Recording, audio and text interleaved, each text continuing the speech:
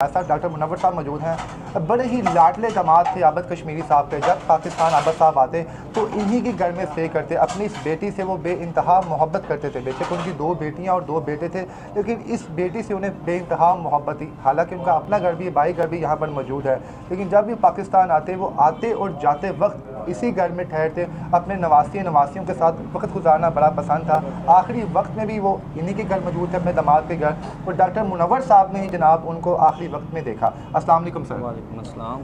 Doctor साहब, एक तो आपके ससुर भी थे सबसे पहले, दूसरे वो पाकिस्तान के अजीम फनकार भी थे। जी बेशक। किस तरह सर आप उन्हें ट्रीट करते थे और वो आपको किस तरह ट्रीट करते थे? हमारा तल्लक दामाद और ससुर वाला नहीं था। बेसिकली मेरा तल्लक उनसे बेटे, बल्कि बेटों से भी बढ़ के, और मेरे साथ वो बात भी शेयर कर देते थे जो अपने बेटों के साथ नहीं थे करते। और जब भी पाकिस्तान आना है या इलाज की सूरत में आना है, बल्कि वहाँ यूएसए में भी अगर किसी डॉक्टर से कोई दवाई लेनी है तो पहले मेरे से पूछना। यानी कि आप समझे उनके फैमिली डॉक्टर थे, आपसे पूछ के भी घोड़ों पे यकीन किया उन्होंने। एक रत्ती बार भी टेबलेट, एक छोटी सी पैनाडोल भी लेनी है तो मेरे पूछे बगैर नहीं इस्तेमाल। तो डॉक्टर साहब, आप खुद भी माशाल्लाह तबीब हैं, तो कि क्या समझते हैं आप मौत की वजह क्या बनी? वैसे तो हार्ट अटैक बताया जा रहा है, लेकिन क्या कोई टेंशन थी, कोई परेशानी थी, या कुछ खाना पीना ऐसा खा लिया उन्होंने जिसकी वजह से आपको लगता कि यार ये हो सकता है? क्या वजह? सुबह 10:30 बजे मेरे साथ ब्रेकफास्ट किया।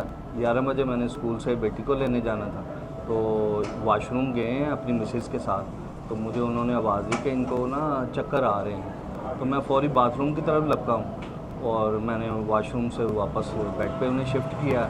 जब शिफ्ट किया तो कह रहे मुझे सांस नहीं आ रहा। इसी सलाह में मैंने उनकी शुगर चेक की, वो तकरीबन नॉर्मल जा रही थी 180 के करीब। तो मैंने थोड़ा सा ना इन्हें सांस मुंह के थ्रू देना शुरू कर दिया। खुद दिया? खुद दिया मैंने, मुंह के थ्रू सांस दी कि सांस इनका बहाल हो।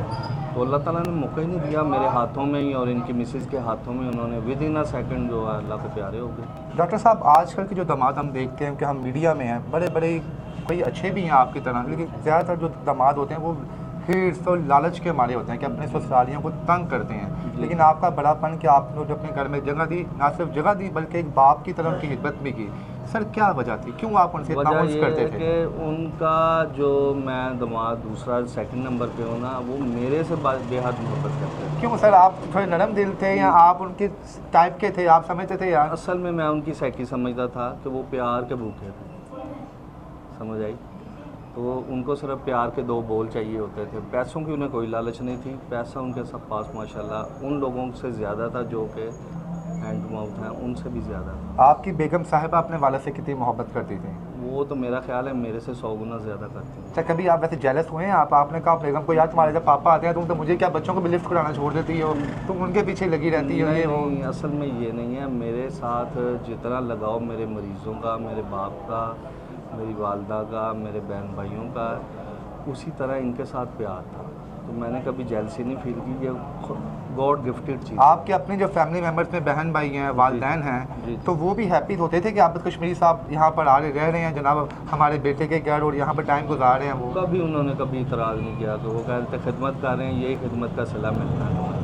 क्या कौन सी कुछ चंद खूबियाँ बताएं जो आपने भेजते दामाद उन्हें देखी हों, भेजते इंसान आपको लगा हो कि यार अदाकार तो थे ही थे, लेकिन इन खूबियों की वजह से जनाब लोगों के दिलों में वो जिंदा थे और रहेंगे आगे भी? बेसिकली वो ना साफ दिल इंसान थे और नेक सीरत, खूबसूरत, ये 3 खूबियाँ थी उनमें। और कभी किसको दुत्कारा नहीं है। अगर किसी के पास पैसा नहीं तो उसकी भाई पीछे से उनकी मदद भी कर दी, और कभी ये नहीं किसी को दुत्कारा ही नहीं था।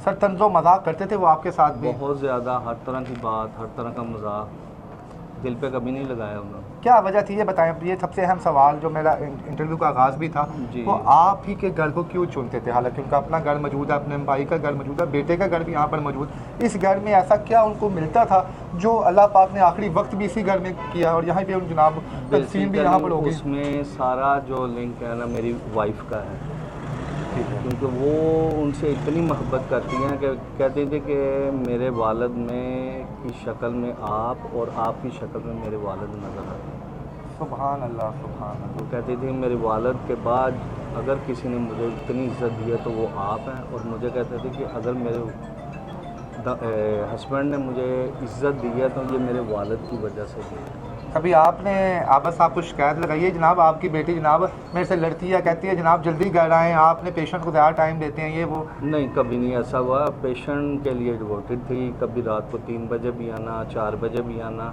पेशेंट की हालत में कभी इंटरफेयर नहीं हुआ। आपको ये लॉस कितना बड़ा लॉस है आपकी लाइफ में, कितना मेरा मिस ख्याल रखेंगे है आप कि शायद जिस आबिद साहब तरह मेरे वालिद साहब की 94 में डेथ हुई थी, को? अल्लाह जिस तरह मैंने वैसे महसूस किया था, उस वक्त मैं स्टूडेंट था MBBS का, तो मुझे आज ऐसे फील हुआ कि उनकी आज डेथ हो गई। सर कोई एक ऐसी बात जो आपको याद है, जो आपको लगता है कि ये है, तो वो आर्टिस्ट बंदे थे जी। लेकिन बड़े वो दानिश्वर थे जनाब, मतलब लगता नहीं था कि जनाब आर्टिस्ट होने के साथ साथ वो इतने आलम भी होंगे। कोई ऐसी बात जो आपको ज़िंदगी में आपके लिए बड़ा वो उसने आपको बड़ा एक मोटिवेशन दी हो, कोई ऐसा कोई? बस वो कहते थे हर बंदे का, हर इंसान का अच्छा सोचो, अपना अच्छा खुद ही हो जाएगा। जुम्मे के रोज़ सर उनका इंतकाल हुआ, क्या उनकी ख्वाहिश थी या वो दुआ मांगते थे या कभी वो चाहते थे कि जनाब इतने पाक दिन अल्लाह पाक मुझे अपने घर बुलाए? कौन सी ऐसी खूबी या अदा है जो इतना पाक दिन चुना अल्लाह पाक ने? नहीं, वो रोज़ाना अल्लाह पाक को याद करते थे, बल्कि बैठ कर नमाज़ पढ़ते थे।